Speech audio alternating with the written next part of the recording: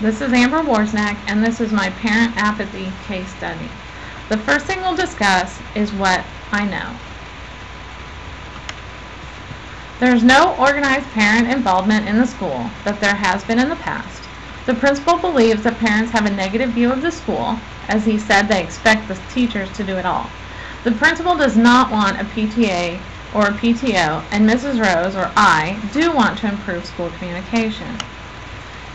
Here's what I need to know. What is the board policy regarding parent groups? Is the principal going to push to make this a failed effort, and what is the principal going to allow me to do? The problem is that there is a lack of organized communication. My plan of action is as follows. 1. I would proceed with the parents that took the time to attend. During the meeting, I would explain that we will be an advisory committee and we would set the next meeting date. I would encourage them to invite other families. I would send out notices earlier than 2 days ahead of time, and the notice would have a time, place, as well as a principal-approved agenda.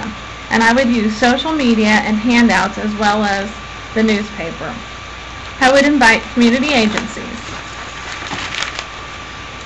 A few days before the meeting, I would personally call the original parents to thank them again for coming and to remind them to invite other parents. At the second meeting, I would let people know that they can call me to request agenda items for discussion so that we have a two-way communication. Also, during the second meeting, we would appoint a secretary for note-taking, and those notes would later, after approval, be put on the website for parents who couldn't make it. Earlier in the week, I would request snacks from local vendors. This plan is good for students because the parents will have a positive view of the school. Parents will be more involved and they will be able to have conversations with their children. In my reflection includes thoughts of the principal's reasoning. How much will he allow me to do? If this is a high school, parent participation is expected to wane a little bit. If this is a middle school, it's sad that the parents are left out of the loop. If this is an elementary school, we have serious issues that may need to be addressed by the superintendent. I know that a first impression is important, so calling to request volunteer work is not a good first impression. Secondly, canceling a meeting when people are there is very unprofessional. I want to stay positive despite the principal's attitude. I have to push forward with my own positive attitude.